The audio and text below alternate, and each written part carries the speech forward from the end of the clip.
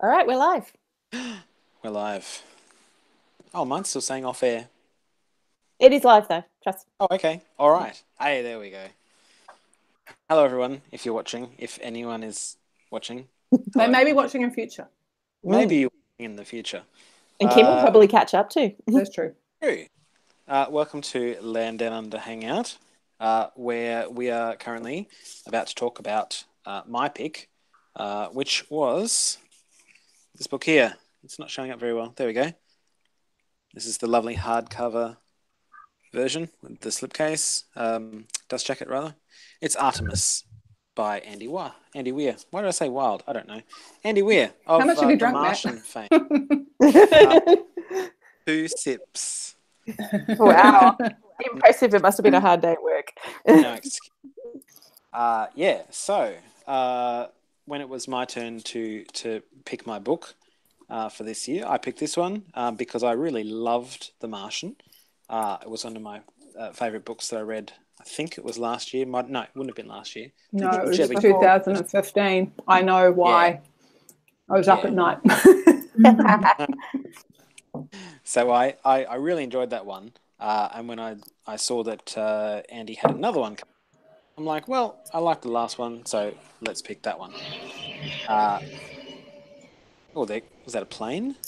Yeah, sorry. I'll shut my window. Sorry. That's all good. It's all good. It's a very high window, apparently. Very high window. Actually, I'm not surprised by that. Having been to Sarah's house, I could see why.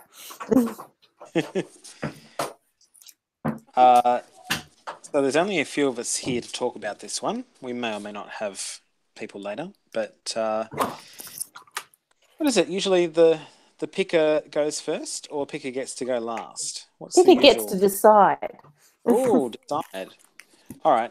Well, I'll go first, and I won't go into too much detail because I'm sure I'll have lots to talk about. So, yes, coming off a book that I really enjoyed a lot. This was somewhat of a disappointment. I rated it today on Goodreads, and I left a comment, which is like, I never do that. I always just pick a star rating and that's it. But today I left a comment which said, never have I ever wanted a half-star rating more than with this book. Wow. I gave it 4, but that's because I didn't want to give it 3.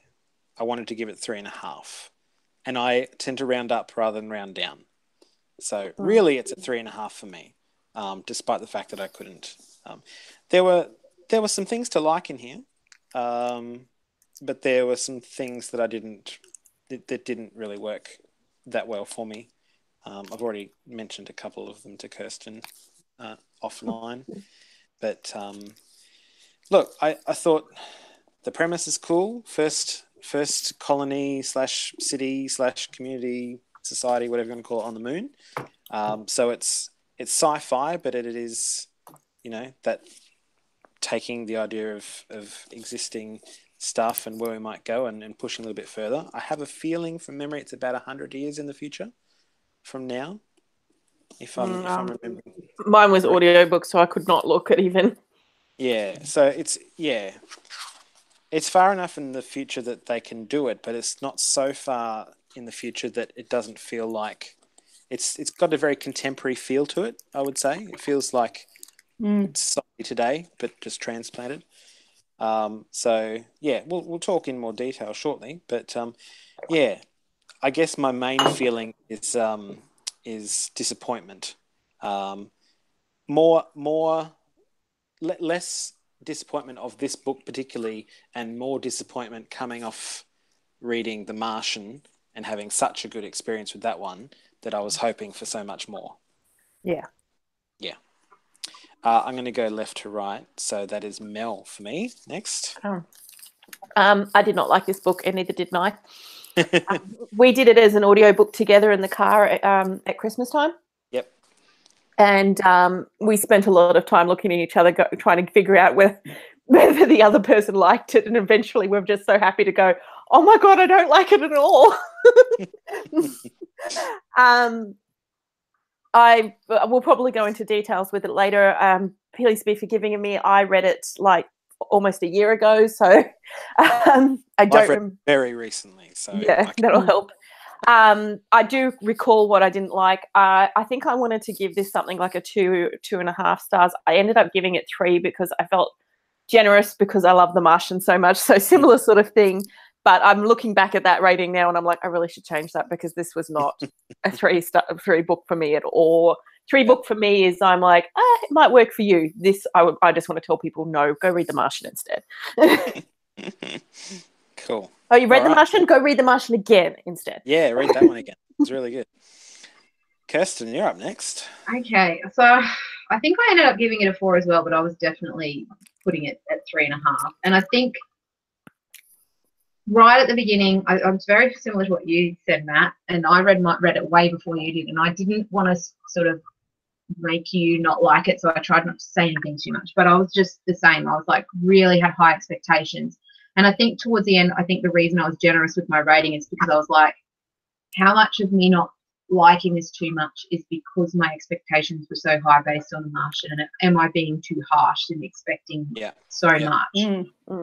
Towards the end, I did find it hard to put down in the last few chapters, so I think that also I bumped it up a bit. I was like really struggling in the first half, and towards the end I started to get like, oh, I really actually do want to find out what happens. Yeah. But to me, the biggest quibble I had with it was it felt very YA, and I can't really put my finger on what about it felt that way, but it felt like I wasn't reading an adult book, I was reading a teenager book.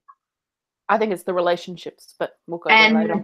I couldn't really put my finger on why, but I was just like, I've been trying to move away from reading a lot of the YA stuff because I've read so much of it recently that I've just been having to realise that I don't really enjoy it as much as I used to. And then I read this and I was like, but I had planned to try and cut back on the YA, and now this feels very YA, and that wasn't what I was expecting from this author. Sorry. And I don't know whether it's because he doesn't know how to write a young woman without making her sound juvenile, but let's talk about that. But there was like, and I can't really remember it as clearly as I should, but yeah. I didn't hate it. I mean, I ended up giving it 4 because, like I said, I did quite get into the story at the end, and I was thinking 3.5, and I think I was being generous because I felt like I was doing it a disservice by expecting it to be The Martian, and cool.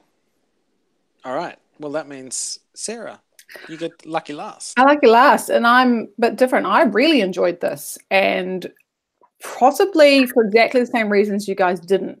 I had fucking Ernest Cline's Armada in my head going into this, which was such a disappointment. So, for me, this came out so much better. I think that would make a big difference. Like, that's why, at the end I was like, going into this, I was worried that it was going to be an Armada situation, and I was also, the YA comment I think is valid, but I've just come off a bit of a YA binge. I just listened to A Truly Remarkable Thing by Hank Green, which also features someone who's around about this age. I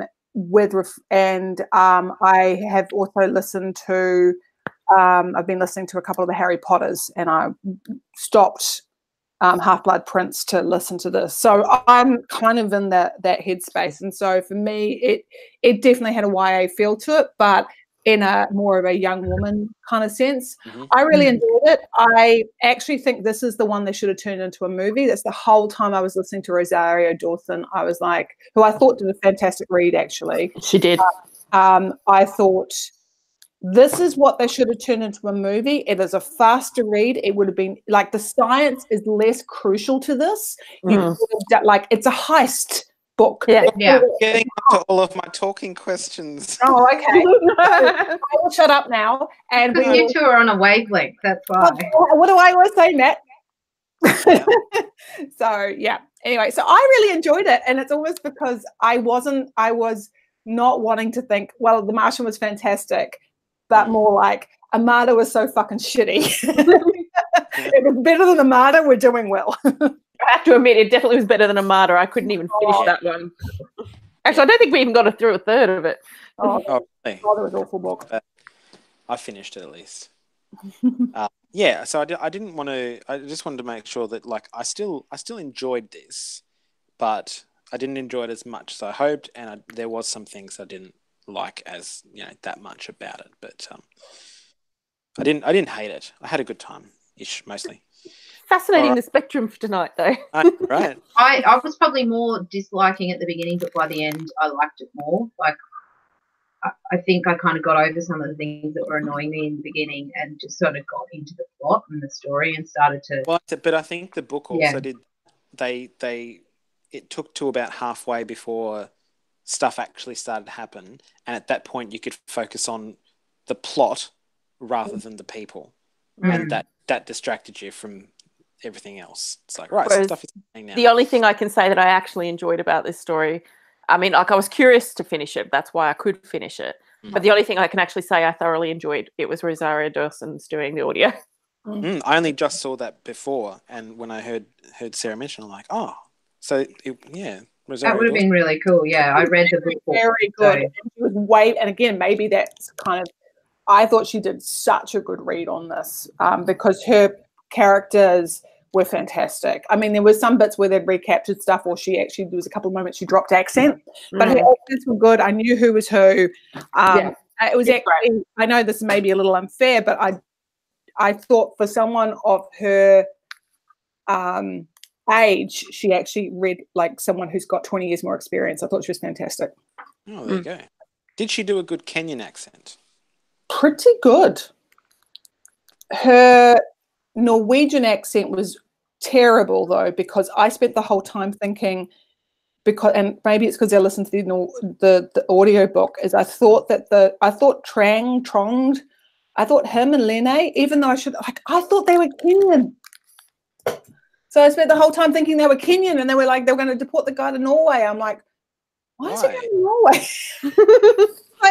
I just presumed because when she spoke, the accent, I was like, it wasn't as good as the administrator's Kenyan accent. But, she set up, I was like, well, she's obviously from Kenya because she's this amazing person and everything. But there was no real background to Tronged. So, and I couldn't see it spelt, so I had no idea. Yeah. I think that's one of the big drawbacks to audiobooks, because I've been listening to Elantris on audio, and there's a few names that I'm like, I need to just look these characters up, and I was kind of trying to do it, but having trouble doing it without accidentally spoiling myself. So I ended up kind of moving away from it. But because there's one character called Grayson, and it's spelled. I looked it up, and it's spelled HR and whatever the rest of it is, and I was like, oh, that's because I was trying is he saying Raythan or and I couldn't work it out, and it was like, that's because it's an HR, and I'm like, no wonder I couldn't work out what he was trying to say. Epsilon Aridani, Epsilon Aridani. Yeah. It's well, I've had to change my mental model for that one now, and it's Aridani now. For my entire life prior to our hangout, I always said Eridani. And so I've had to make a 40-year change. I'd never heard of it until that book, but anyway. Uranus, But to get back to the accent thing, though, I still give her credit for it, because I think one of the hardest parts about doing these sorts of stories is, generally speaking, they only have to do a few regional dialects. Like they have to do dialects across America from a variety of different American backgrounds, or a variety of different UK backgrounds or something. To have, when you're doing a moon base and things on those lines, you've got people from so many different countries. It's very unlikely they can do a good one for every background. Yeah, absolutely. I think, and also maybe that's where Andy Weir fell down, because I knew where everybody else was from. That was set up, but I don't remember her setting up. She set up the bodyguard, saying his Russian cook or whatever. But I don't remember her saying he was Norwegian. I just remember him saying that his daughter had an accident and that they moved. And I was like, I don't know why. I don't know why. And I guess maybe I also made the presumption that the reason he was doing so well and was entertaining lots of different business is that he was Kenyan. Mm. Yeah. And you probably, and you want to invest, the government's probably going to give you a few tax breaks, you know. I just made that assumption. Mhm. Sorry. Anyway, Matt, either. Right. So I have a few questions that I've looked up on the internet that we can use as nice discussion prompts. Oh, look at your preparedness. I I do. yeah, like doing it while I'm doing the intro. Yeah, that's good. It's super prepared. Okay, so before I go into the first question, I do want to read a little bit from. If you didn't read a physical book, you probably wouldn't have had this anyway. And Kirsten, I don't think you usually do these anyway. It's in the acknowledgements at the back. Yeah, I never read those. Okay, so this part in the last bit of the acknowledgement. For their smart feedback in various arenas, but most especially for helping me tackle the challenge of writing a female narrator. And he thanks his publisher, his publisher's assistant, no, not a publisher's assistant, his editor's assistant, his UK editor, his girlfriend, a friend of his, and his mum. So, either he's just not very good at writing a young woman, or they gave him bad advice. I feel like they gave him bad advice. I don't feel like he's used people who, like, I think there's a certain level of learning to have the ability to say honestly what's going on when you're an editor, that you don't get from just your general public, which is why there are people who do sensitivity readings, but they get good at doing it because they've done it a lot, sort of thing. Just asking, some random person to read it and expecting them to give you good and honest feedback. They love you. Of course they think it's brilliant. Yeah. So the first question related to that is, let's get right into it. Did you like Jazz? And I must say, before she was described, her physical appearance was described, I did actually picture our Jazz. It's a shame she's not here for that then. Did you find her personality relatable or real? Or perhaps just harsh, cold, overly sexualized? There was a lot of unnecessary sexual references throughout this book. Yeah. And I just, like, they just felt really obvious and out of place and not in context. Hey? You were breaking up for me then. Oh, sorry. I was just saying they particularly in the first half of the book, there were a lot of them. They felt very out of place and clumsy, and not sort of in the way that when people do use that kind of, language and phrasing and stuff in real life, it's very different. If you're making jokes, it's very different, and these were quite juvenile attempts, I felt, and it just it worked against it, against the character. So I think that was a lot of what made it feel YA for me, and maybe it wasn't even that it was feeling YA necessarily, but feeling like a vaginal fantasy book rather than a two points, and then I'll hand it over to everyone else to have a go. The two ones that stuck out for me, one was for absolutely no reason. She's looking out a window and sees the domes in the distance and just compares them to boobs for whatever reason. Right? Of course, that's what you're going to think of when you see a bunch of moon domes. So, really? Why? And the second one was the whole deal with old mate Svoboda, the nerdy guy. Mm-hmm. I'm just like, what a crazy plot device. I'm going to invent this moon condom, and I'm going to constantly try and ask you if you've tested it yet. Have you tested it yet? Have you tested it? Have you tried out my condom yet? It's like, yeah, he didn't have to invent it. Because I know you must have sex all the time, even though I don't know that you have any relationship, but you must have had sex by now because I asked you like 2 hours ago. Well, you're a young, attractive female on the moon. It's like, women must be having sex because, I don't know, whatever reason. But it was just, too much. It became a bit. Yeah. And that's why by the end of it, I disliked the whole thing of them getting together or about to get together, because I was like, that's set up like, if she is this kind of wise beyond her years, because hardened by her environment, she's never going to go for a guy like him. It's never going to last. It was like super oblivious and almost like they never sort of played it for that, but almost asexual in a way. Like he expressed like his interest in her having sex was, his interest was clinical. Like it seemed to me, it was about like I want to be back on my thing. But it was played differently for the reader. I think the character's one thing, but the fact that it's around the condom and everything is another thing for the reader.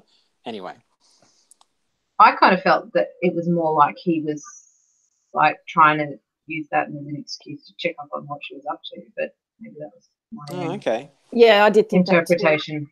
That But I didn't think of that. I didn't think of that either. I felt like he was. I thought he was just too.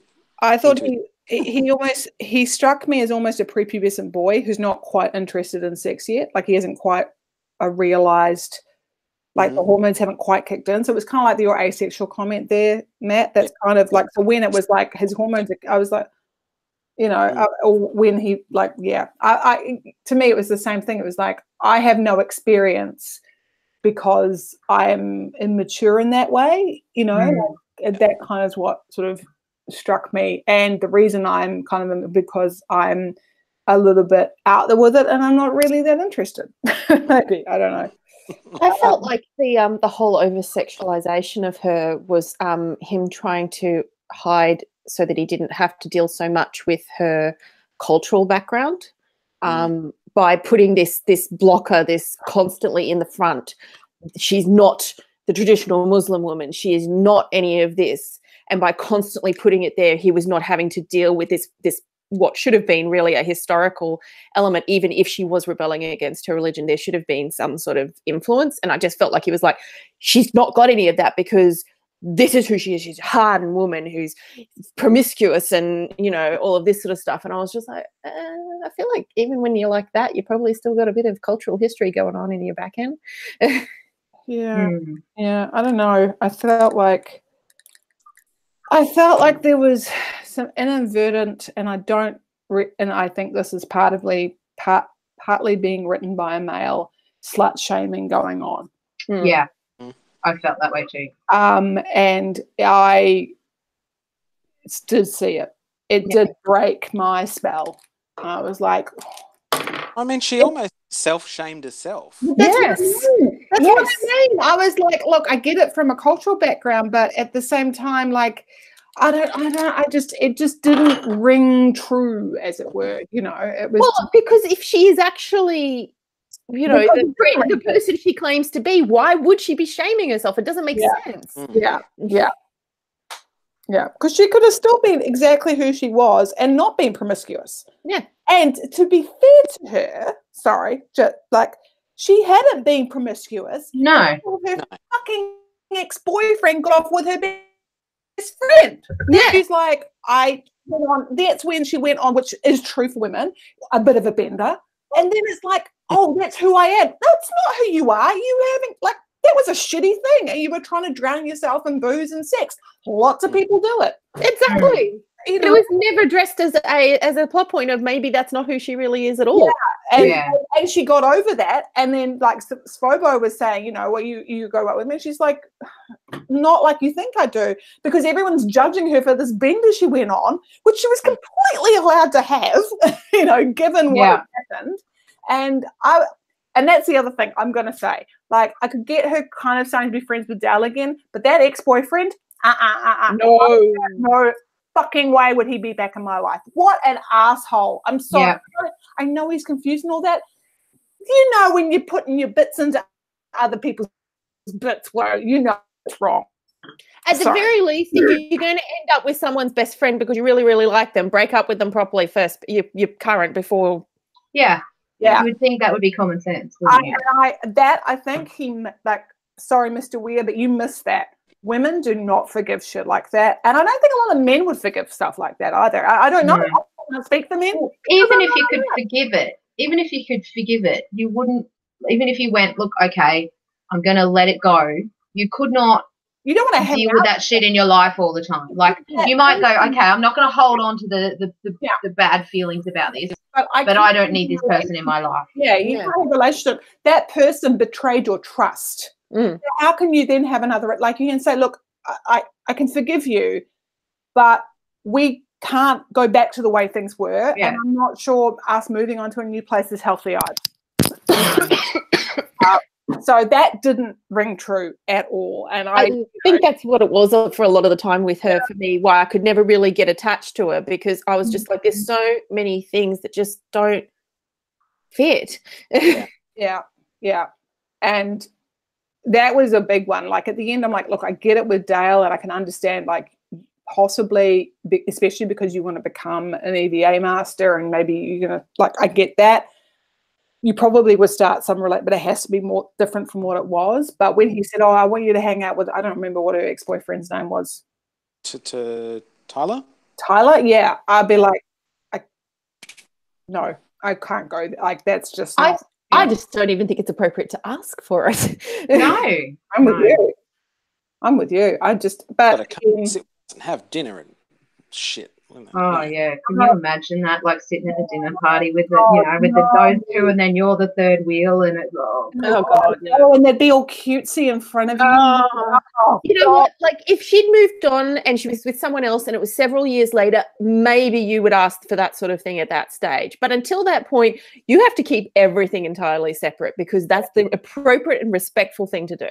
And look, okay, but to be fair, I'm remembering my own 20s here. I went through stupid phases before you realise when people want to stay friends, or you think you can stay friends, before you realise that that isn't a thing. Like, because you think it's the adult thing to do, before you realise, no, the adult thing is to realise that people have emotions and they take over brains, and it's just, that's like, I remember doing stupid shit like that and getting heartbroken around it. So possibly, I don't know how Dell was, but maybe he just hadn't and she hadn't, and then like you get into your 30s and you go, nah, that's not how shit works. Like, I can't. You know, maybe that's the problem. We're too mature for this. Possible. Only 26, you know.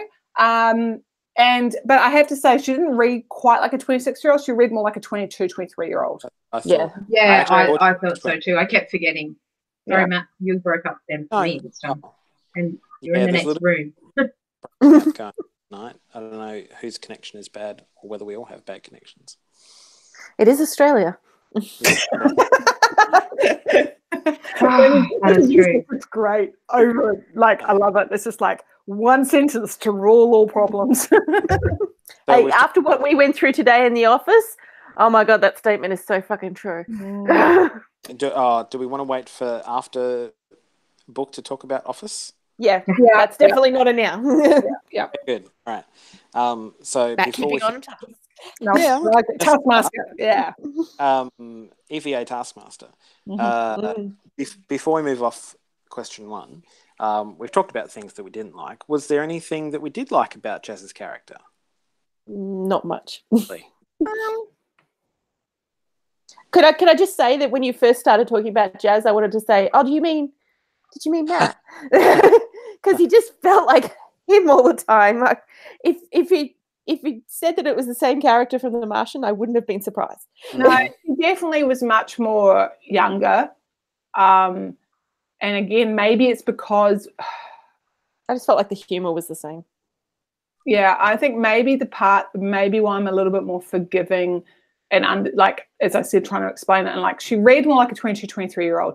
And having come off the back of Hank Green's book, which has a 23-year-old in it, woman, which I have to say I think is written much better than this one. But, you know, and there is no slut shaming by Hank Green. No. Yeah. Has anyone else read it other than me? No, it's on my wish list, but I haven't read it yet. Which is good. But she goes through, so like, it's the same, like, and I remember being 23 and being all kinds of neurotic, like I'm still neurotic, but just in different ways. But I think I'm a little bit more forgiving, but it's not necessarily a brain that I enjoy spending time in for those reasons, is because it's like, you know, like third person perspective can be a better thing as opposed to being in first person, where it can just feel a little bit like, oh my God, I don't want to relive this. And I think there was a bit to that with Jazz. So I'm a little bit like, I liked aspects of it, but there were bits where I just wanted to kind of clobber her over the head because she was like a young woman who kind of felt like the world owed her something, which is how 22 and 23-year-olds feel. So, you know, not all of them, but some of them. But I think I didn't hate her. I just want to put it out there. Like, I didn't hate her. She's just not, you know. Yeah. I think I want to spend time with her in a better way. I don't want to spend time with her again. She's not someone I will miss. And maybe again, I'm saying this, sorry, I haven't even been drinking. Like, I had a drink before, but I'm spending time with Harry Potter at the moment, admittedly in third person. But fuck, he's a neurotic 17-year-old in my book at the moment. And yes. So, you know, like, this is young people. Yeah. They get themselves completely focused on the wrong thing. We've all been there, and just cannot like let data and reason see them out of it. So yeah. So I'm kind of like, well, I get it. You're actually slightly less annoying than Harry. Order of Phoenix Harry. We're not yet. Well, Order of the Phoenix, I forgive him a little bit because having listened to a really good episode of Imaginary Worlds on trauma, I forgive him a bit in that because he did go through a lot of trauma the previous year that was never, like, no one ever talked to him about it because, you know, in fact, the reverse, really. Yeah, the foul pedagogy of Hogwarts, you know. Send him back to the Dursleys after witnessing a death, you know, like, and then nobody's allowed to talk to him. And it's really, really bad. So I forgave him a little bit listening to it. But in Half-Blood Prince, he's completely neurotic and focused and not listening. It's like, and anyway, yes. Yeah. I'll tell you who I did like. I liked the dad. Yeah. Yes. Loved her dad. Maybe this is something about our age that we're like starting to identify with the parent in the character in the book instead of the main character. I just thought he was much more interesting. I wanted to spend so much more time with him. And he had an arc. He went from virtually disowning his not disowning his daughter, but like there was that strained relationship where they're like not talking to each other or anything, coming not quite full circle, but they come back to having a relationship again, and they're on reasonably good terms, and and he's done a few things that are outside of his comfort zone. Yeah. So he's little. I'm like, I felt a little bit more that she banished herself from that relationship is actually about it. Yeah. Because I think, which I knew why she wanted the money. As soon as she told the story, I'm like, that's why she needs the money, because she feels that's the redemption she needs to buy to have a relationship with her father again. Just being rebellious 18-year-old, who tells you, and then you can't really go home because, you've got an ex-boyfriend, and then other ones, decided to go and cheat on you. Like, I think that he kind of realized, like, he always was willing to take it back, but there was like conditions when it being in his house. But I think he realized he needed to be a little bit flexible, which was really lovely. Yeah.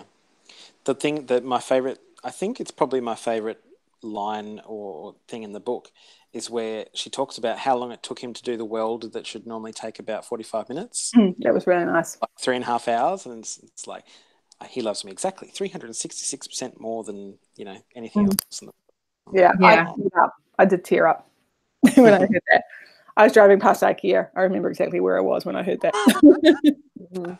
IKEA are not putting the same amount of love into their products. They're welds. Not as good. Clearly you don't put your Billy bookcases together the way I do, Matt. There's a lot of love in those bookcases. Yeah. Once they get to put it together part, yes. Not in the manufacture part. No, that's rather factory, I'm sure. Yeah. Now this next question is a bit strange, I feel, because let's see.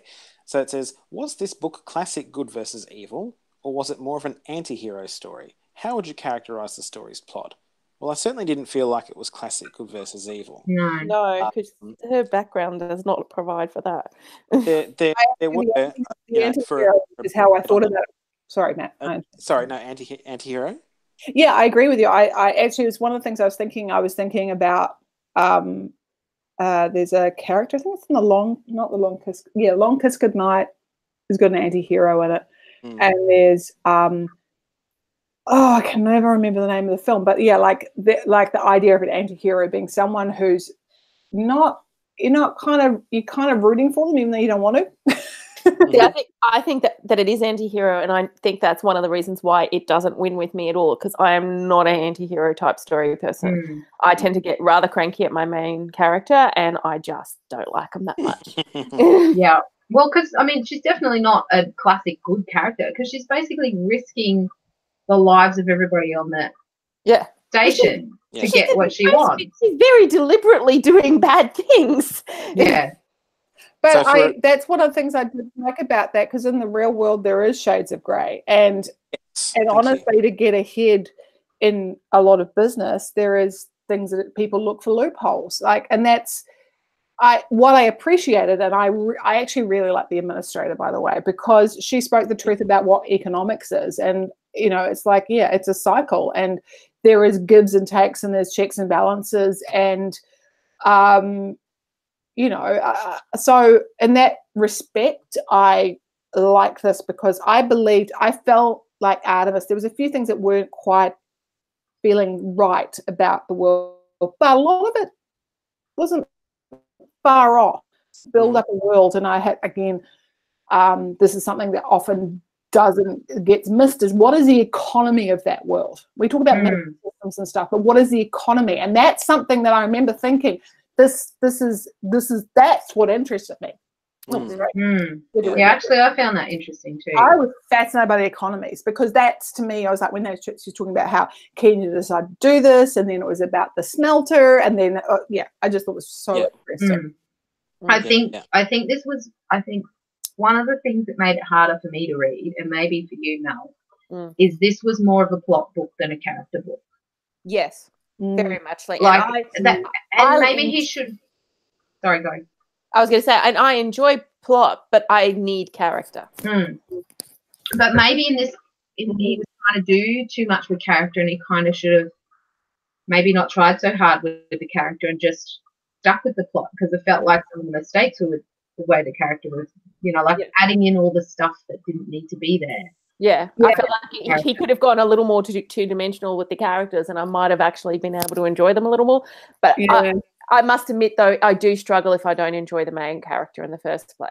And I do too, which was part of my problem. But the plot itself I found quite interesting, and especially towards the end, I was like, oh, I want to find out. Like, I do remember in the last little bit staying up well past when I should have gone to sleep to finish the last bit, which, I don't do very often these days, because I'm so friggin' tired when I get into bed that I'm lucky to do more than a chapter. And I sat up reading towards the end. So I definitely enjoyed the plot. And I especially, like what you were saying with Sarah, the administrator, I found her really interesting towards the end there.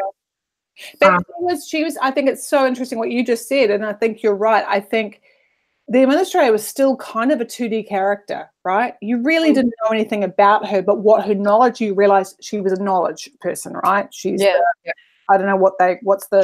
She's a blue. A blue? Sorry, categorizing of people, you got a rubric and there's color associated with it. I was thinking like a mage, like she's that kind of like, has the wisdom, you come, I was thinking of that, the classic characters in that point. But I think you completely hit the nail on the head, and maybe that's what, like, if you think about Svobo, for instance, he's a very two-dimensional character. If you think about Dale, he's he tried to turn Jazz into a 3D character, as opposed to treating her in the same way as everybody else. Maybe that's where, instead of trying to give too much, it's like just hint at there being 3D-ness. You don't have to pad it completely out, and then it falls, into the uncanny valley almost, And I think the problem too was that instead of padding out her character, he was more padding out the way her relationships were. Yes. Yeah, with 2D characters. Yeah. Yeah, or with sorry, you know what I mean. What you was exactly what you two were talking about. I think you've hit the nail on the head about why this didn't quite gel. Yeah. Yeah. Whereas when I think about with The Martian, I feel like he kept him fairly 2D because you didn't really know a lot about his history. And it was just sort of him there in that moment. But it was enjoyable still because he was just a character, like, you know, with his jokes and things. His social skills. Yeah. Yeah. Everybody else was the same. Everybody else had a thing or a bit, and you enjoyed that.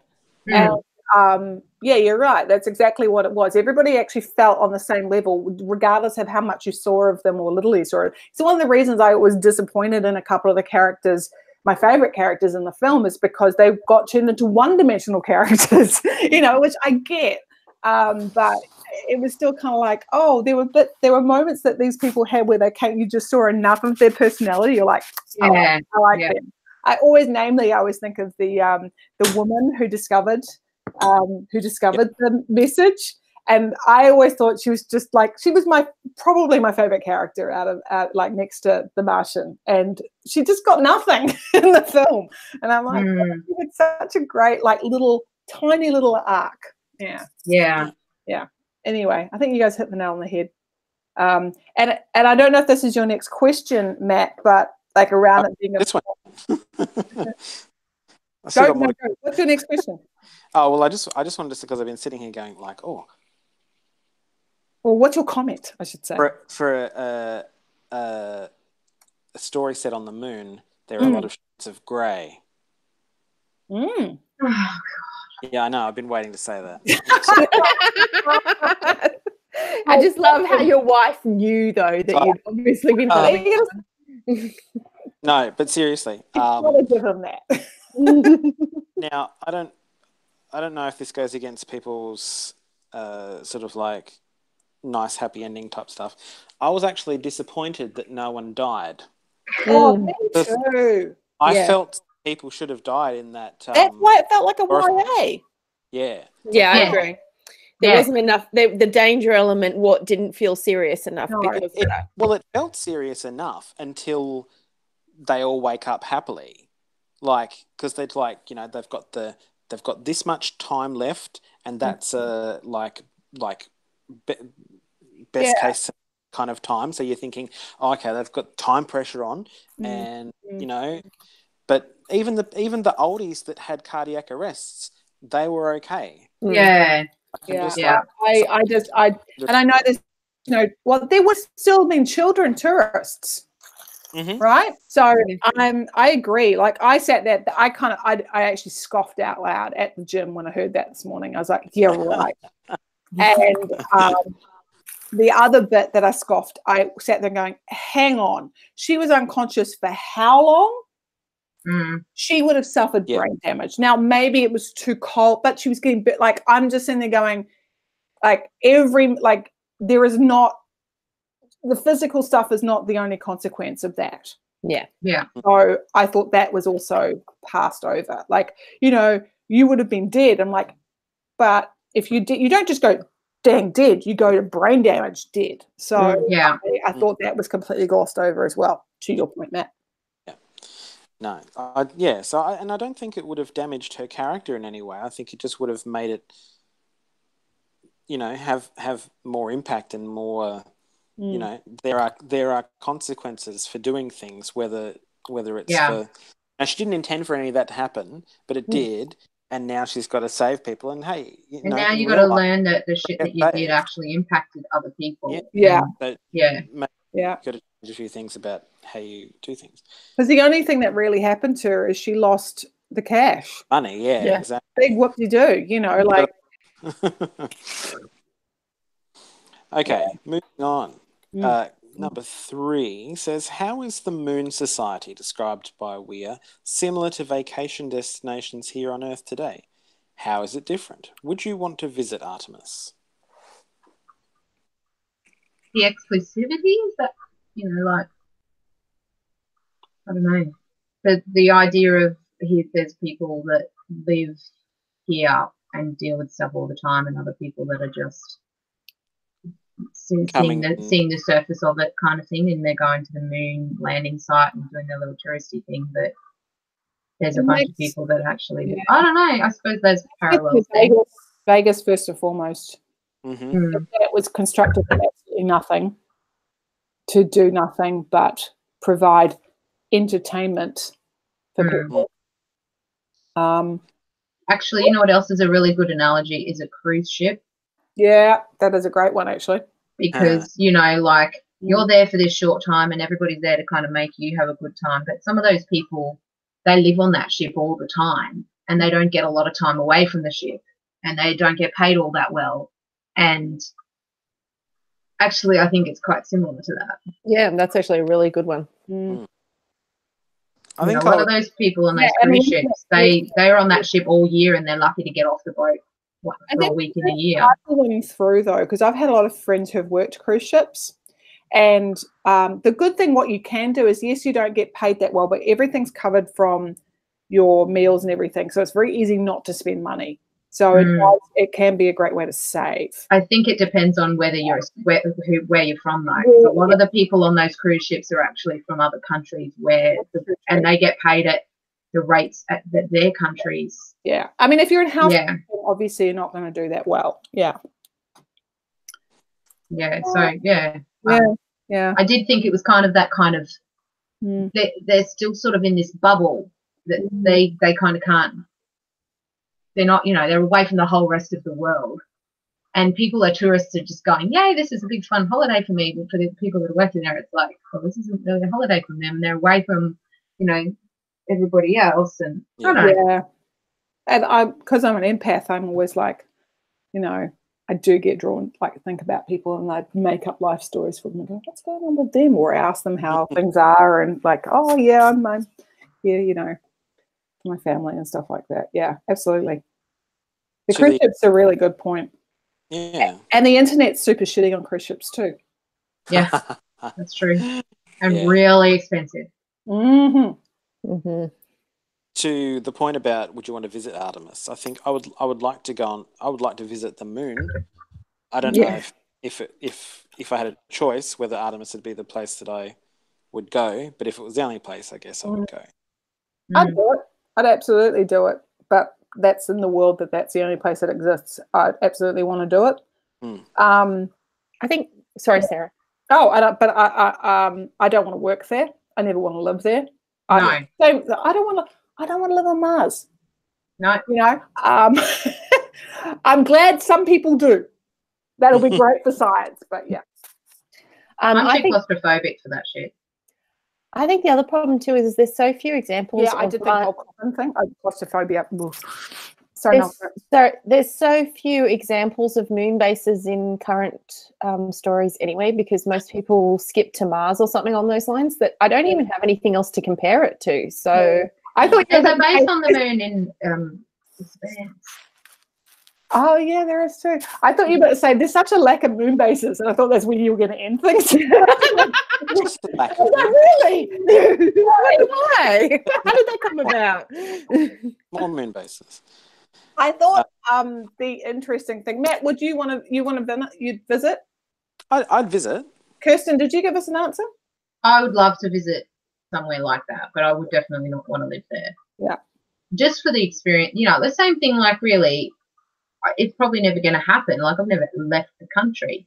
Yeah. I'd love to go pretty much anywhere, because just for the experience. Yeah. It doesn't necessarily mean that I would prioritize saving the money to go to that place. You know, in the real world, it would be like, well, how much of my wage is this trip going to cost? How many other holidays could I take for that same price? Like, I know. You know, if someone said, here's a free trip to the moon, I'd be like, sweet, let's do it. But in this world where it's like, how much is this trip going to cost? You know,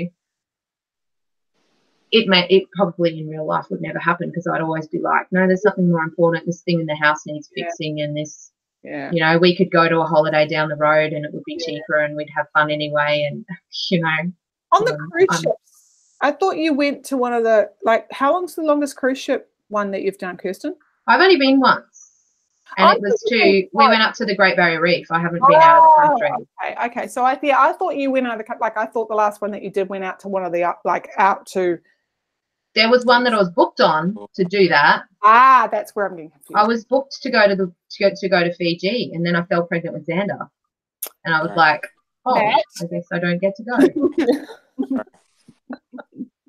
Because I was supposed to go with Mum because she'd gotten some money as an inheritance, and she was like, "I'm going to take you on a cruise," because she didn't have anyone to go with. And then she booked and paid for it, and then I found out I was pregnant. And this was after 3 years. Insurance with it, or is it? They won't take that. You can't go on the cruise ship if you're after 20 weeks. You're not allowed. They won't let you on. Yeah, that's what I thought. You'd be either it was the insurance part, and you were too far along at that point. Yeah. Yeah. Well, like we'd booked it quite a lot in advance, and I sort of was like, well, I'll be past 20 weeks by the time it happens. So then Mum ended up taking her sister's partner with her because her sister had to work. So her and Bev went together, and then that was when Mum met that dude, and they were like sort of seeing each other, and anyway. He contacted her again. He wanted her to go on another holiday with him or something. And she's like, nah. No thanks. Oh, right. Sorry. Back to Artemis. I have another question. But yes, no, I have not actually been out of the country on a cruise ship. I would like to, though. The next question is, do you see the book as a realistic portrayal of the future? Could you envision this all playing out? I actually think yes. I think that was one of the strong points of it. I think this is quite a realistic portrayal of the future, and I can see all this happening very easily. Yeah, I think the thing that got me is when he went into economics, and Andy Weir, if some by chance, please do another story about economics, because you actually did a really good job of creating a world and explaining like the intricacies. And I think people like those kind of books. I know it seems weird, but people do. And I think there's something to be said for that. Like in the same way you kind of delve into science, I think you could delve into economics. And that's the bit, and I don't know what is scientifically true, but because it's Andy Weir, I'm guessing it is, that whole thing about, what was it, the whole thing that was set up? Was it the smelter to begin with? What was it that drove them to doing it there? The gravity made something more possible, which is why I was like, yeah, I get this. That would be complete. So the whole, like the initial economy was just around, they've got to make oxygen. So they've got to have air to breathe. So they... But why did they set up a base there in the first place? That's what I can't remember. Because I know that Kenya set up a space agency because it was meant that it was easier to get up and do stuff to make things OG, right? So why did they set up a base on the moon for some like there has to be an economic reason to start that. Was it was it making aluminium for export back? No, because they were making the aluminium as a byproduct. They wanted the oxygen, and then they were like, "What are we going to do with all this aluminium?" Basically, well, they used the aluminium to build the domes, right? Yeah. But the main reason, they were smelting it was because they needed it to make oxygen. But then there was a contract. I'd say it's been a while since I read it too. Wasn't there like a thing about this company's got the contract and? Yeah. Brazil had it, which is why the Norwegian Kenyan guy, because he's still Kenyan in my head, he was like going, well, I want that because what I actually want to do is manufacture something else, and there'll be a byproduct of oxygen from that, as well as a byproduct of like the aluminium or something. There was something around that. Yeah, I don't remember that either, but I remember at the time when I was reading it, I thought it was a really interesting concept that he had this plan about he was going to do this, and then I was going to make that, and now I've forgotten all that, because that was quite a while ago that I read it. I've forgotten the details, but... You found it, Matt? Because I was looking it up too. I'm like, why? Hang on. It doesn't actually say why in the thing I'm looking at. It's like they got into the whole space thing because of their location on the planet. Yeah, that was why Kenya was the one. But do you think it was just a tourism thing to start with? They were like, maybe it was just a human thing. Let's put a base on the moon because we can. And then it grew from there, I guess. You know, we can get tourists, and then the oxygen thing was all about supporting the people that are there already. Yeah. And because that was a byproduct of the aluminium to build the base, right? So I got all of that, but I'm like, why did you set it up in the first place? Because you could still have space tourism to set spaceships in space. So that's what I couldn't quite understand. Yeah, I don't know. I bet people are talking about colonizing the moon now and colonizing. Why? Yeah, I know because what? Yeah, it's something around the lower point of gravity makes it easier to do something, but I'm wondering where that is. There was a glass. Oh, I see. Yeah, no, you're right. There was something they could only do on the moon. You're right. The administrator said we'll then have an export industry because they're talking about doing. That's why they're setting up the fiber optic cables, because it's a lot easier to set. You have to do it in like. Yes, that was what it was. It was they were building these communication cables. Yes, Yeah, but that's what they want to do. Why was it set up in the first place? That's what I can't remember. Oh. The Zaffo stuff was kind of, from memory, discovered almost accidentally. Yeah. They could only they found that some weird byproduct of when they made the glass, it had like zero attenuation, but that wasn't why they. That was like a accidental thing. I can't remember. Oh, but Queensland Glass Factory. Sorry. Queensland Glass Factory. Yeah, yes, I remember that and being like, "Oh, cool." I was like, "Yep, the Queensland Factory." I thought, yeah. Anyway, sorry. Well, that's your question. I got. See, I think really interesting. I don't think they ever spelt out why they settled the moon at all, but in the first place. But it's like, well, she talks about why they started up the space, like why they set up a space. Travel industry, like she explained that, and then said like everybody wanted to get their stuff up, like satellite companies, people who wanted to manufacture in 0G, all this kind of stuff. But so I completely understood why the Kenyan. So AFC by any chance, was that right? Like maybe they started doing it as a byproduct of they've got to send up a satellite and they've got to send up, manufacturing or whatever. So like. Then you start getting rich people going, I'd love to go to the moon. Can you take me up when you're taking the satellite up? And then that grows to become more of a tourist, and it's like any tourism stuff. Like, hundreds of years ago, it'd only be the explorers and the scientists that'd go across the seas to another continent. And then gradually it just becomes something everybody does, and it becomes cheaper and cheaper, and people... Like maybe it was something like that, because I could see that happening in real life. Yeah, so you already have space tourism with rich people. Yeah. Eventually, maybe it will become something that's more common. She being Jazz did say that of the bubbles that were set up, Armstrong is the first one. Yeah. Which is the one where all the tours, I think, go from. So it was nice, handy. There's a nice little handy thing on the web. Oh, okay. So it. Sorry, I'm just reading another thing. Andy Weir in a thing like it was set up to be a tourist economy. That's what I thought. Yeah, from people visiting. Right. I don't think that's the strongest reason to do that personally. But then I'm not an economist and I don't run any countries. But that might have been the primary reason to get it there. But then other sources of income that we can. Saying that, that's why I reckon. I know why. It's a tax haven. Oh, yeah. That was the reason. It was a tax haven. Yeah. That was actually the real reason it set off. And then at some point we're going to have to introduce taxes. Yeah. And crack the shits. And it's like, yeah.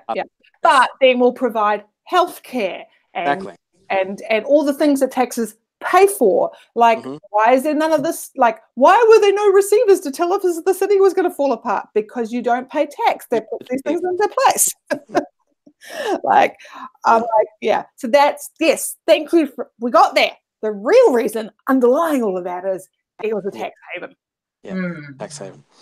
Right, there's only a couple more questions. Did you like the literary device we used to portray Jazz's past, the e-messages? Oh, you mean her chats with, what was her Kelvin? Kelvin down on. Yeah. Was it Kelvin or like I was imagining Kelvin as in Calvin Klein, but was it Kelvin as in Kelvin, like the temperature? See, I can't see it written. I didn't particularly have a strong feeling either way. They were interesting. I thought it was like Sorry, go Kirsten, go Mel. I just said it worked. I just didn't really think about it. It's just like, okay. Yeah. I'm trying to remember whether it confused me, whether it was the past at first, but I can't remember whether it had dates on it or something. Or they talked about how old they were. Oh, okay. Because I'm like, it's been a while, and I'm like, did I get confused about whether that was happening right now, or whether that was in the past, or I think the e-messages, or I'm not saying emails because they just said e-messages. I think they take place over a different span of time than the book. Yeah, they do. They start. I think they're like 8, 9 or something like that. It's basically after a couple of years after Jazz moves there. Yeah. And then she gets chatting to Kelvin. Yeah. And that's why you know about the whole fall down of her relationship with the pedophile guy. You kind of like how she ended up doing the smuggling operation. Like, I thought it gave a lot of great background and context without making it really, verbose and, without her going, oh, it thought back to when this thing happened, and you're like, who actually thinks like that? Yeah. So it was a good way to introduce that background without it being clunky. And again, with a character, like, it was enough about Kelvin that you understood his motivations without taking it too far. Like, he was a nicely worked out character that, I think I got.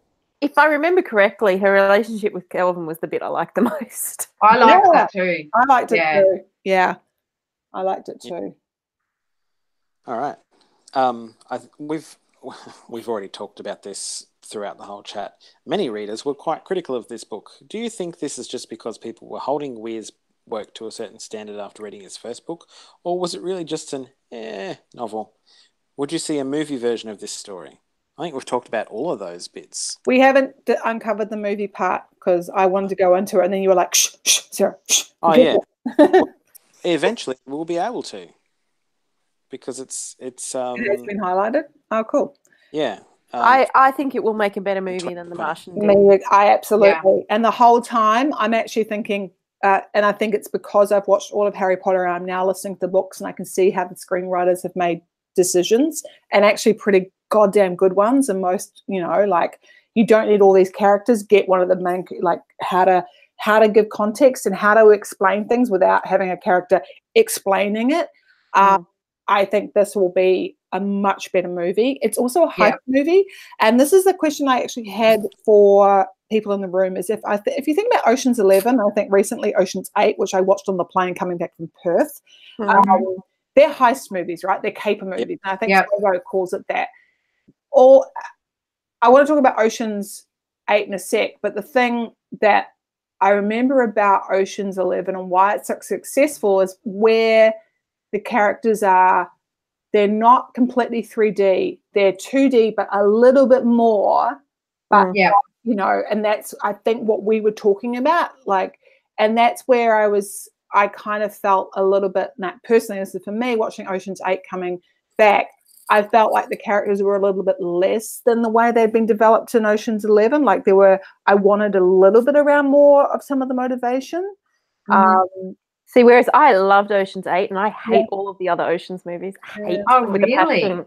Wow. I do not like heists. I do not like heists. I don't like anti-heroes. They're like my worst type of film. I happen to enjoy Ocean's 8 despite myself. I did not go in expecting to enjoy it. The heist itself was excellent in Ocean's 8. Yeah, it was. It was just that I felt here was my problem. There was characters I was more interested in than the ones that they focused on.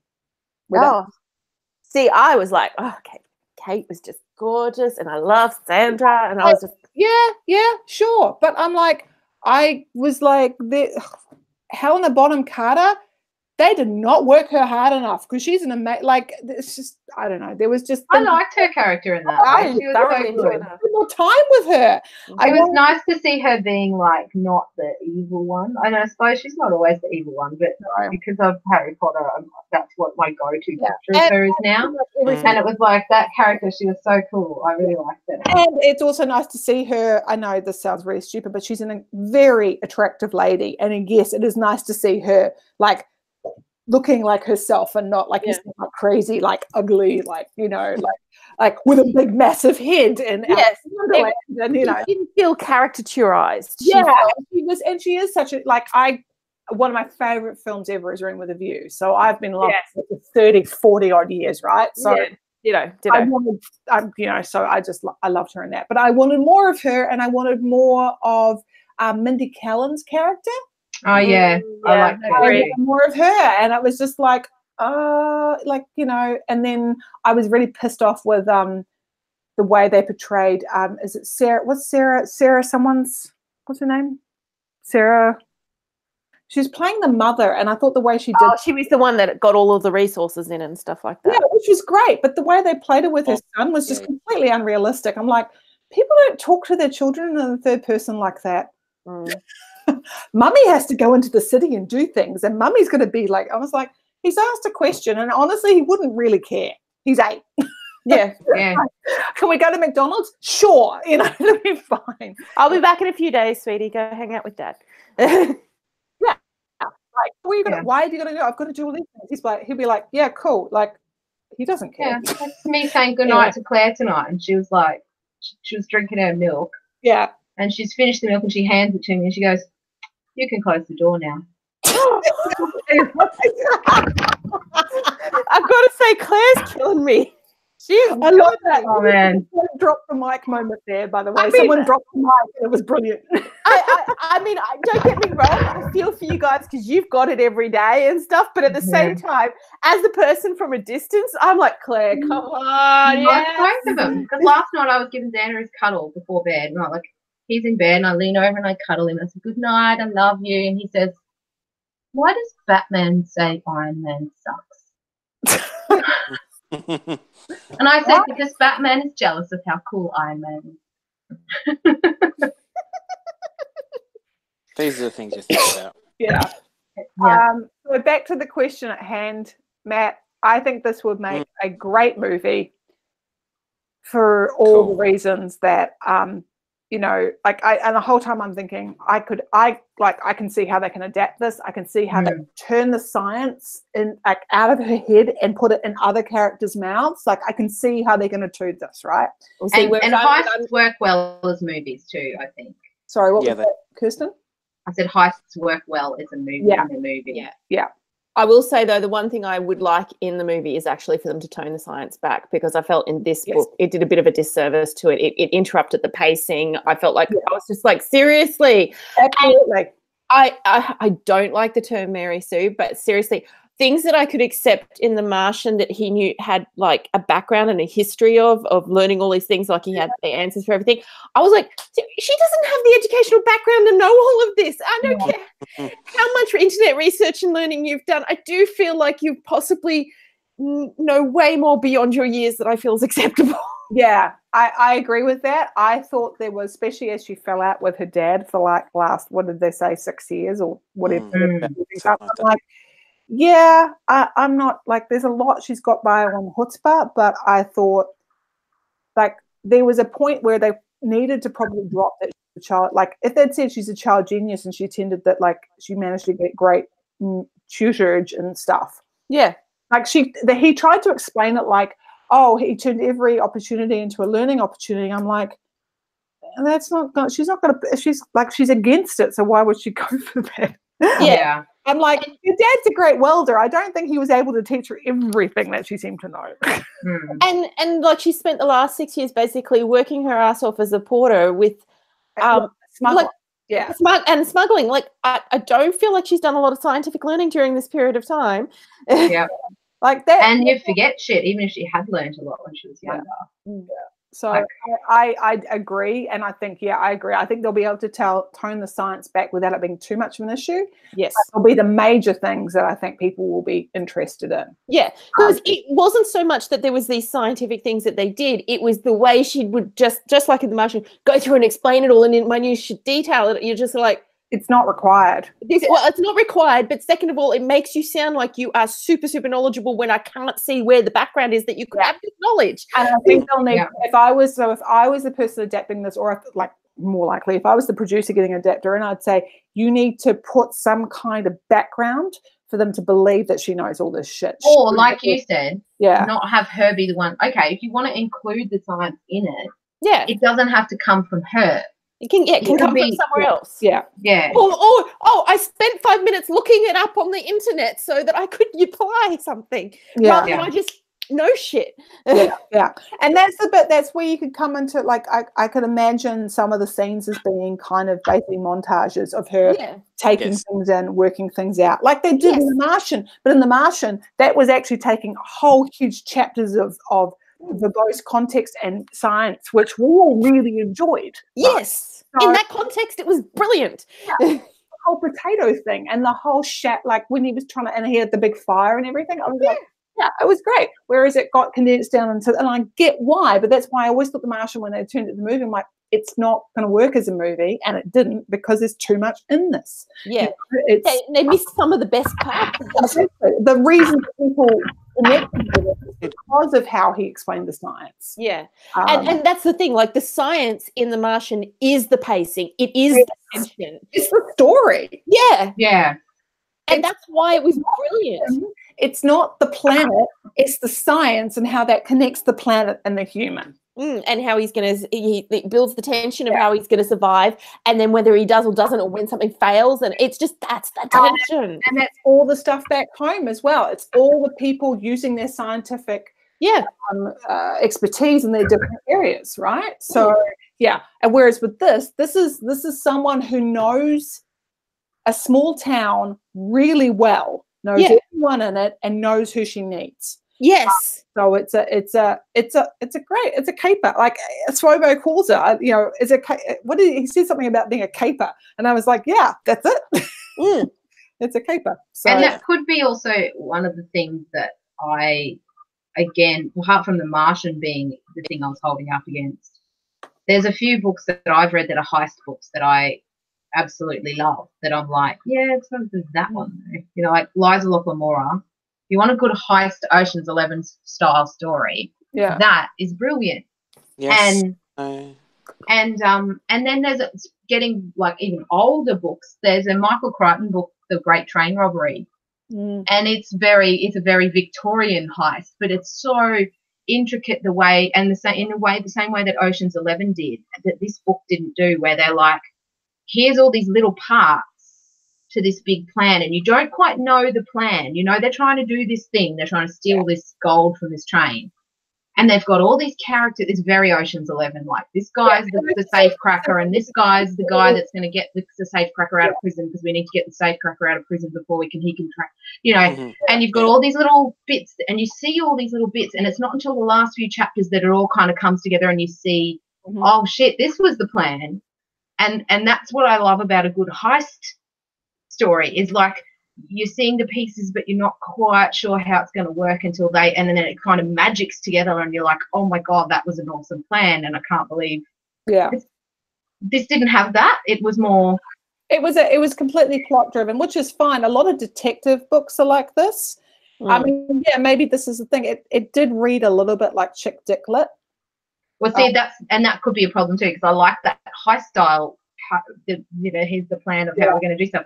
I'm not a fan of detective stories. Yeah, see, I am. So that's probably why because I liked both of these things together. I'm like, ooh, but I agree. Like, it read like a YA novel, but that's possibly is what's going to make it a great movie. I think it is what's going to make it a great movie. I think that it would, like, seriously, I'm not even into this book, and I will go see the movie. Yeah, I think with the right CGI and director and cast, it's going to be really good. I think they're going to have to make some changes to make certain bits believable. They might have to combine some characters, but actually there weren't that was another thing that was good. There wasn't too many characters to keep track of, you know, so it was good in that sense. I think if he had put too many in, it wouldn't have felt like a small community. No. Yeah. I would have probably, if I was producing the movie, I'd drop the whole thing with the boyfriend, the ex-boyfriend, and the best friend, and yeah. I don't think that needed to really be there. That whole backstory. Doesn't add anything really. Yeah, I think there's probably something more along the lines of she needs to have a falling out with Dale, because when he catches her back at the visitor our Apollo 11 site, there has to be a reason why he wants to get back in her good graces. maybe he's the ex-boyfriend, right? Like that's, you could write it that way. Yeah, it doesn't need to be quite as complex. Yeah. Yeah. I always get turned off by the love triangles. I mean, yeah, and maybe, yeah, I agree. Actually, I was just thinking, actually, I don't like. Why does there have to be any of this in there anyway?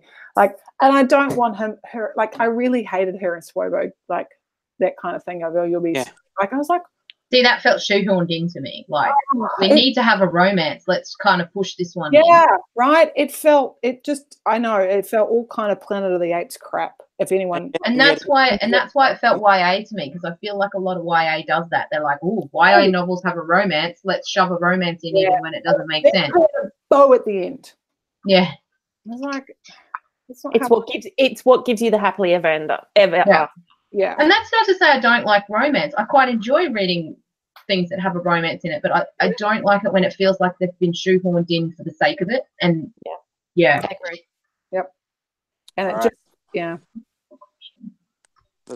That's movie. November 2020 is when it's expected. Right. Is that what we're landing on? No, Can't remember. no cast yet, Okay. but it's going to be directed by Phil Lord and Chris Miller, who are probably best known for directing the Lego Movie. Oh. Okay. They've done a lot of other stuff, but that's probably the biggest thing that they've done. In terms of the dollars. I wonder who's doing the adaptation on the screenplay. It's someone who I am not familiar with. They've only done two other things. Geneva Robertson, I'm going to say Dvorak, maybe. And she has done not much. The screenplay for Tomb Raider. And What, the most recent one? yes. I haven't seen that.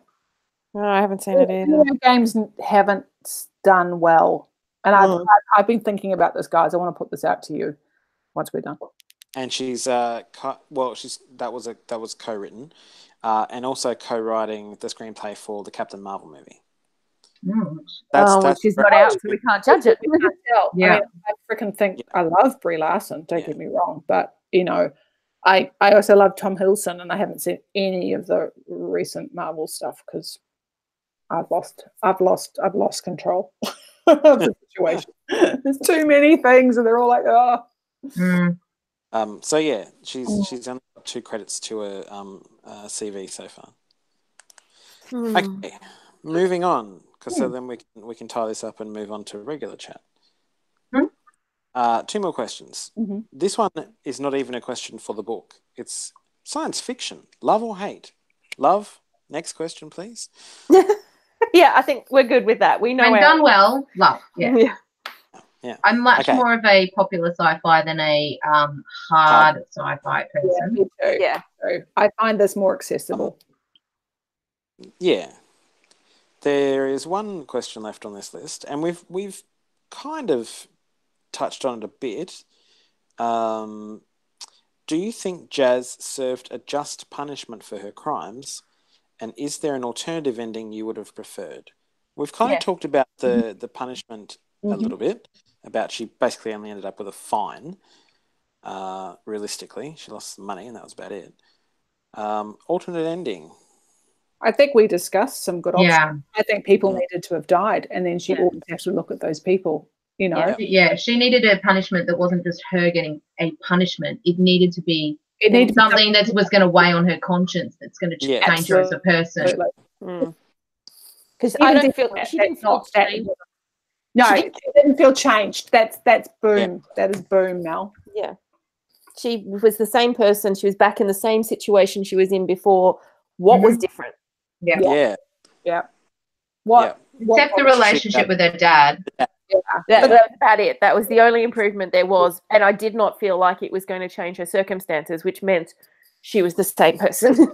Yeah. And I think that's a really good point, Mel, when we realize that this is plot driven, not character driven, because a character is supposed to go through an arc. Exactly. There's no resolution to that. She hasn't had,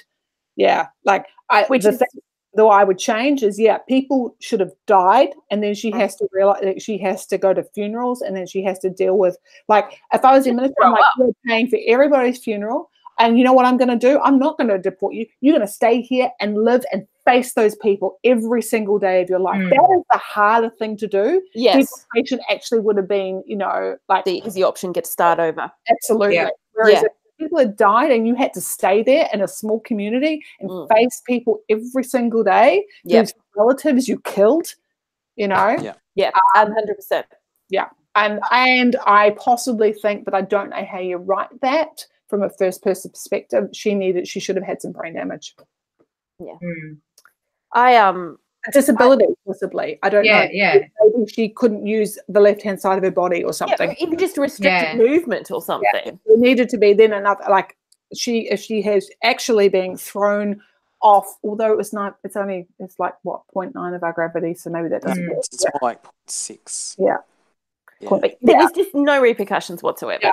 Physically, outside, externally, there was just nothing. Financial just wasn't going to cut it in these circumstances because it wasn't. She just emails and says, "Let's invest in this guy's company." Yeah. It's not. Yeah. Well, it's kind of like when people play those radio show games where they're like, "Do you want to double your money?" And people always say, "Well, I started with nothing. Why not give it a go?" She started with nothing. The money that she lost, she never really had, like it's not like she lost money that she didn't, and she had from the beginning, I think for me in the end, that's where, like, I could get behind the plot. Like I was enjoying myself to a certain degree. It wasn't flowing perfectly for me, but I was enjoying the plot to a certain degree, even though character-wise I was struggling. But in the end, the character lack of development that you had at the end was the killer for me. I was just like, that was so dissatisfying. Well, as I said, when they said nobody died, and I actually went, right, out loud in the gym, because I'm like, that is like everything else is supposed to be scientifically accurate. Yes. This is a really non-scientific, like some people, like you even said in it, like it's not hours of a perfect thing. Some people will die at half an hour, some people will take an hour and a half, right? Yes. Yeah. I'm like, there's children on this planet. Yeah. Like, I don't know. That to me would have been, so that's what I would have changed, is that there was a real repercussion for her actions. And because I know in The Martian, the whole thing that made some people sort of annoyed is that it all worked out in the end, and that, but in that story, it felt hopeful and wonderful, and it just worked. But in this, it was just like, chuck your thing against the wall. Because that was because it wasn't his fault. He didn't do anything wrong to end up in the situation he was in. He was making the best, and it was kind of, you were rooting for him because he got dealt this shitty end of the stick, and he just managed to kind of hang on by the skin of his teeth and get through it. Whereas her, she put herself in that situation. So you don't have that same hopefulness for her, because you're like, well, this is your own fault, And I felt sorry for her dad. The main thing for me was like, I'm like, you're screwing your dad over again. Like, Yeah. And I think that's the other point too, because like in a anti-hero story, right, in the end, you forgive them because they have to essentially be remorseful. No, not even that. That partially, but mostly that they've defeated a bigger evil in the process, right? Yeah. Yes. This was no bigger evil here that she took over from, like that she took care of, or that she was just greedy and wanting money. Yeah, good points. Yeah, so there's your answer, Matt. What did you think? We've talked a lot, Matt. Sorry. What was the question again? It was about did she have was the punishment? Oh, the ending. Yeah, okay, yeah. And would you change it? I would just get rid of the really awkward kiss at the end. Oh God, that whole scene was it was unnecessary. Yeah. You've always That's what I mean, and it comes down to it. Can you not like that? Like, you don't need to. Like you said, I think you said, Kirsten, it was shoehorned in. Yeah, and can you not have a female character that's not driven by a romance? Like, because they didn't have that romance thing in with The Martian. Oh God, they didn't even mention like relationships. Like, no, and is it like it felt like that's all women are interested in? So. Yeah, and there was a couple that got together in The Martian, remember? So it wasn't nothing to do with but that was ship. Yeah, you don't know what Watney and his rover got up to. Lonely. I'm sure he got up to a lot of things by himself. Lonely on but- Mars, yeah. If anything, the A most microwave unrealistic. potato. If anything, the most unrealistic thing was the lack of talking about any sort of masturbation in that book. No, but he was doing a video diary. Because to be fair, I probably wouldn't have been mentioning it in a video diary that you knew that other people might True. see. It's more in the movie where you got to see bits and pieces. And Yeah. Yeah, in the book, I don't know quite remember why he's just chatting. Like, is he actually making a record? I don't know what it is. Like, Yeah, whether he's doing like, It was a log in the Audio. book. a Wasn't it? log. Okay, right. Yeah. So there's more thought behind it, yeah. But there was never even a comment of, bit lonely, taking care of myself. Yeah. Big questions people like have asked and nobody's been able to answer is like, has anybody masturbated on like the space station? And I'm like, probably, but no one's talked about it. The official answer is no, but the actual answer is yes. Of course. You have to be Or at careful. least- Couldn't Especially you? for You guys. would have to be curious, wouldn't you? Like, you'd have to be like, gee, I wonder whether everything would Yeah. feel the same up in space. Some of those people up there for a very long time. Yeah. Like, The main reason, like the NASA, I don't know about the other space agencies, but NASA is less concerned about like the whole fraternization thing than they are about just like the mechanics of it. Yes. Like they don't want people to like bump around and accidentally that makes not sense. switches So, and things, or bodily fluids getting released into Well, the. we kind of talked about this when we were talking about the expanse. Like, when there's not gravity, that introduces issues for the like fraternization thing, not the masturbation thing. But like, I thought he did Andy Weir did a good job in this book, actually just talking about like a lot of people come up for sex because it's an industry when you're on the moon. Like, what is it like at points? yeah, Absolutely. Completely understand why that would be a thing. And I thought it was also the result of many sexual encounters could be pregnancy, and what that meant, like saying, people would have to leave because there's defects from trying to raise a baby, from the pregnancy, and you can't, a newborn would be kind of screwed. I don't know if that's, it is because of the radiation, and that's why, and I like that about the expanse too, is they go into that too. That's why everybody goes to Ganymede to have their babies if they're in the outer planets. Well, and I remember because that it's got a is it magnetis? Well, no. Yeah, it's the magnetic, which creates the protection the atmosphere. Magnetospheres do very little for radiation stopping. The thing that makes Earth good is we have a thick atmosphere. But doesn't the magnetosphere allow us to have the atmosphere? Yes, it does, because that's why the atmosphere blew off Mars. Because Yeah. it didn't have, the magnets either changed too often or stopped, like there was something that, it wasn't. It was a cause and effect thing. It's not the magnets themselves, but the magnets allow us to have what we need to create the protection. Yeah. The magnetosphere deflects the solar wind. Yeah. But the atmosphere is what stops the. Right. It's a bit. We still get some. We need both. We need both.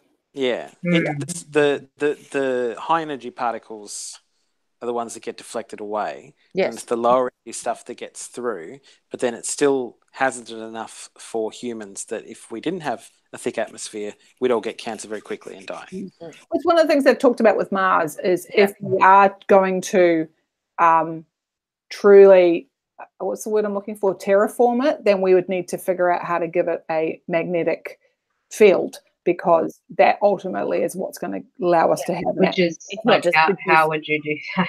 The reason our Earth has got one is because we've got a liquid core, and I think that's the problem with the Moon and Mars is theirs is not. Iron core, but it also has to be liquid because iron. that's liquid. right. But Mars has a shitload of iron in it. There's a reason it's red. Yeah, but if it's not liquid, it's not. Right. It's not doing something. I remember. I don't know the science of it, but I remember reading about the way that the liquid behaves is why it becomes magnetic. It's the spinning action. It actually moves around. Yeah. That's what it's liquid, and therefore it actually moves around, and that's what creates the actual magnetic effect. It goes back. Yeah, okay, makes sense. At least that's what I'm recalling from what's that movie where they drill into the middle of the planet? No. Oh, please, God. That is the worst example of anything. I know. I'm not serious with that. I just remember that movie. Oh God, I love that movie so bad because it's terrible. So bad it's Or I don't think I've seen it. The Core. Oh my God. It's the best of the bad ones. Like, you know, like there's some really, really bad ones and there's some good and enjoyable, like, you know, the earth is dying kind of ones. This is the best of the bad ones. It sits that cusp line. So good. Is it the one about neutrinos? yeah, these ones are like got heavy, like evil neutrinos that have mass, and suddenly they're not neutrinos anymore. I just love the way they've got this thing that's like this worm thing they're going to drill down into the earth, and it's just this light that just makes the earth disappear in front of them so they can go down. wow. What's that? It's hilarious. I love that movie. Oh my God, it's terrible. I think we've at the end of our official discussions. I think we did. I'm trying to remember what else. There was other points we were going to talk about, and I was going to bring up, but I forgot. I've decided I want the people making who made the core to make Artemis now because it will be brilliantly awful. Well, if anyone does have any last thoughts, now good to share them. It's on Artemis. I think it's more on. I think there's something interesting here, which I think Andy Weir does point to, which is with SpaceX and Elon Musk, and that is that it is going to take someone, and I hope it is a country like Kenya or someone who really, like a country that deserves another go at things, as it were, to turn to really, make this happen. Because at the moment everything goes from Russia. And I think it could be really interesting because I think the whole manufacturing and zero G and all that is going to happen. Like there isn't anything around that. So yeah, I think the other thing that's going to end up happening is we're going to end up having to do what they do in the Expanse, which is mining the moon. Yeah, not the moon, or asteroids. The asteroids. Yeah.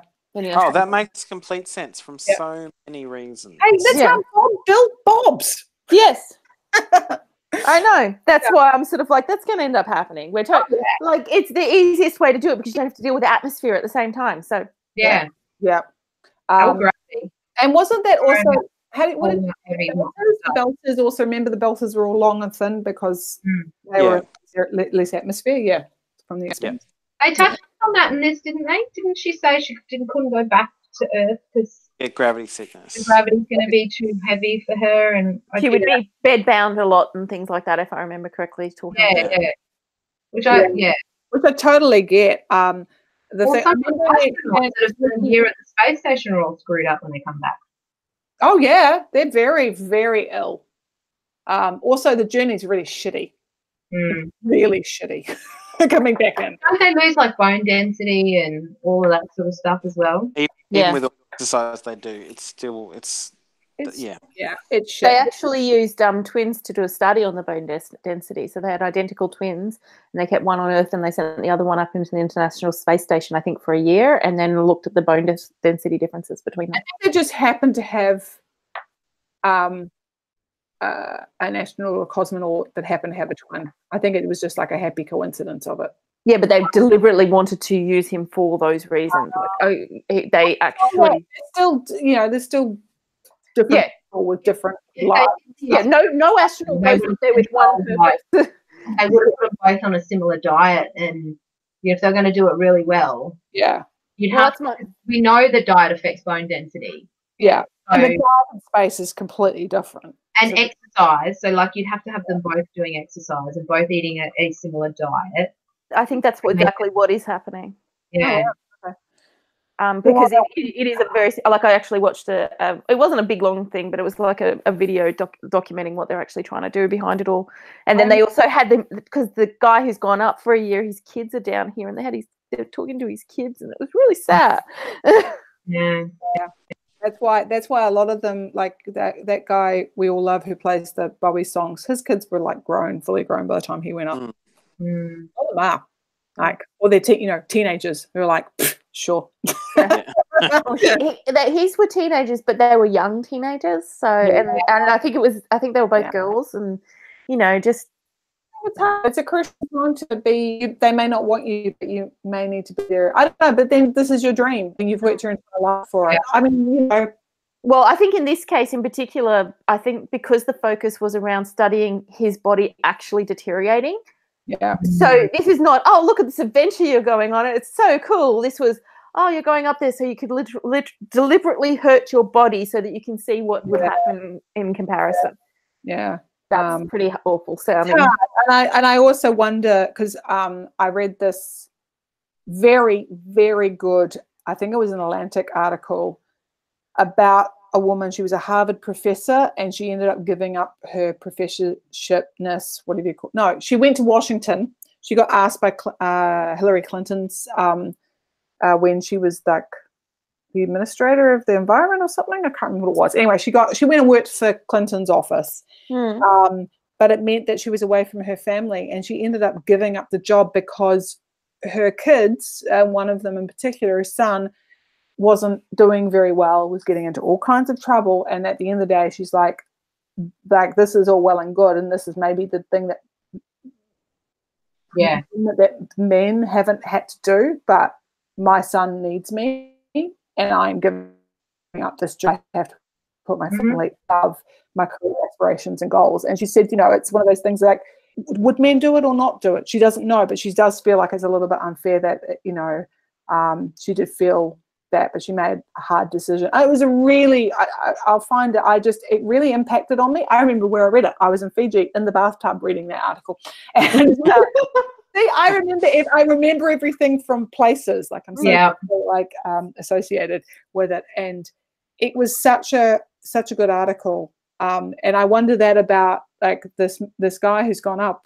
I mean, I don't know if it's male or female, but it's a hard one, right? You're away from your family. What happens if your children really need you? What if a friend of mine, she's got third stage cancer, right? Their whole lives have just been turned on their heads in 2 weeks straight. She's had a double mastectomy and her lymph nodes out, right? She's had work, she's just quit it, right? Her husband is just like, I don't know, like they look like everything's on his head.